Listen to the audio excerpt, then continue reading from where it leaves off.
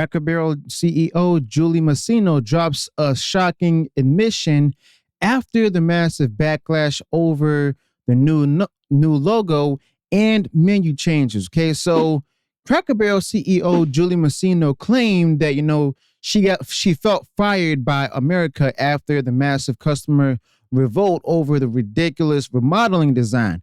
Now, the person in charge of Cracker Barrel makes changes that no one asked for, changes that strip the charm right out of the classic Cracker Barrel experience. And then when the customers, the very people who buy the food and the country store items, recoil, well, she laughs it off. I mean, apparently that's the level of corporate detachment that we're dealing with, when they actually decided to go ahead and just mess with Cracker Barrel. Now, the entire issue with Cracker Barrel is just a perfect example, a case study in what happens when corporate boards forget who their real boss is. And it's not the shareholders, okay? It's the men and women who just want to eat the pancakes and browse the country store at a genuine Cracker Barrel, okay? So here is like an interview with Glenn Beck and stuff, who interviewed Masino for The Blaze, and he was right to press her on the whole situation. I mean, he seemed a little more soft, but he asked her if she was surprised that she hadn't been fired from an actual job, okay, which she still holds. And, well, let's take a watch of the interview itself right now. Frankly, that's why I was anxious to sit down and chat with you, because I do think a lot of things have been misconstrued, and I want to set the record straight. I want people to know that this is the brand that they've always known and loved, and that our job is to take care of it and to set it up for the next 55 years. And that when you walk in here, it feels like Cracker Barrel. The spirit, the feeling, the legacy, the traditions, the food that you love that's made by hand by people who care, it's still here. Are you surprised? This is probably very unfair to ask you, but we'll see. Were you surprised you weren't fired?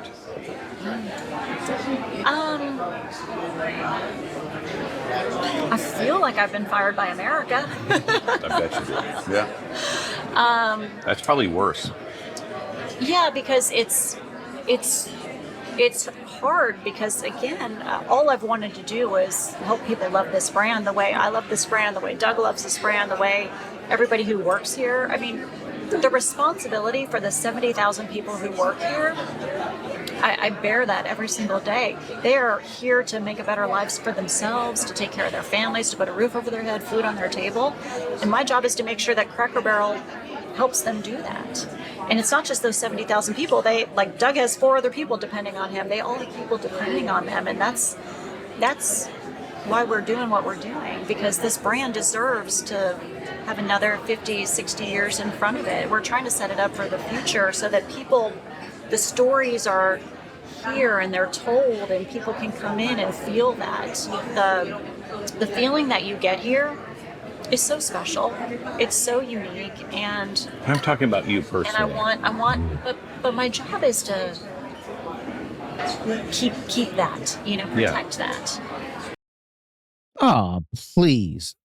Okay, so out of all that y'all heard from her, trying to go ahead and just try to go ahead and laugh it off and stuff, thinking that she's going to win some brownie points and stuff. I mean, her response was the Fired by America line delivered with a laugh. That suggests a serious disconnect from the reality of the situation. You see, it's easy for someone in her position, or like her sitting in the cushy corporate office, to go ahead and laugh about public scorn when the paycheck just keeps hitting the bank.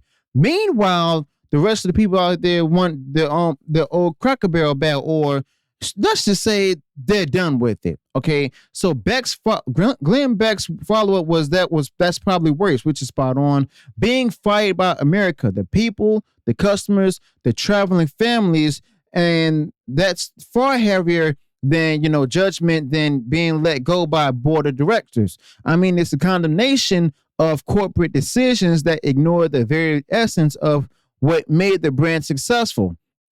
I mean, it's a complete whiff on understanding the deep nostalgic and emotional connection people have with the authentic experience of stepping into any Cracker Barrel nationwide. Now, the controversy, as you all know, happened in August when Cracker Barrel made the changes that no one asked for, okay? And then also came, on top of the logo change, they introduced a more modern design, dining design inside the restaurants, which they also talked about in that video. Right, think dark, comfortable, perhaps more minimalist. And this is the exact opposite of what made Cracker Barrel special. It was always about the bright, cluttered, welcoming, vintage-filled atmosphere, and it's what also differentiated it from every other chain restaurant on the highway. I mean, this whole affair with Cracker Barrel is just another sign that the corporations are just trying to modernize everything that has value, meaning, and even history. Okay, so Massino, sitting next to Senior Vice President of Store Operations Doug Hassell during the interview, tried to go ahead and defend the changes, where she just, went on ahead and claimed that she only wanted to help people love the brand the way she does. That might sound nice on surface, but her actions actually speak louder than words. You see, if you love a brand, you protect its identity. You don't strip away the things that customers adore. I mean, you don't try to fix something that's not broken, especially when it comes to the traditional feel of Cracker Barrel, okay? So she went on to claim that the corporate team at Cracker Barrel wasn't sitting around plotting to redesign the entire restaurant chain. She insisted that the notion for some of that truly came out of, a lot of the work that they were doing on how they improve food and experience. I mean, this is the kind of sanitized corporate jargon that drives people crazy, okay? Now, the customer feedback that they cited was that, the stores could be a little bit more comfortable. They're real dark. I can't read the menu. I mean, seriously, that's what justifies gutting the entire aesthetic of Cracker Barrel right now. Okay, so basically, the idea that the stores were real dark and the menus were illegible sounds like an easy fix that doesn't require a total overhaul. A few extra lamps or better menu lighting at Cracker Barrel doesn't necessitate the removal of the country store look. Now, the fact that the CEO and her team conflated minor comfort and lighting issues with a full-scale redesign of the Cracker Barrel identity is mind-boggling. They saw a small issue and used it as an excuse to inject their own corporate vision. Now, Massino did admit that she missed the mark and expressed some level of remorse over the disappointed their core customer base. Now, she said that, we're sorry that that's what people feel. I mean, that was not the intent. It was not the intent. I mean, apologies, yeah, they're necessary. However, especially when you initially stand by the changes and claim the backlash is just from a vocal minority, if you all remember that. And it shows a lack of respect for the vast majority of people who appreciate the classic Cracker Barrel, okay? So she also went on ahead and lamented that she doesn't want people to be mad at Cracker Barrel. You see, she argued that their job is to make people to love Cracker Barrel the way that our guests do. And the changes were, about inviting new people in to show them the magic. But that magic is not in a modern design.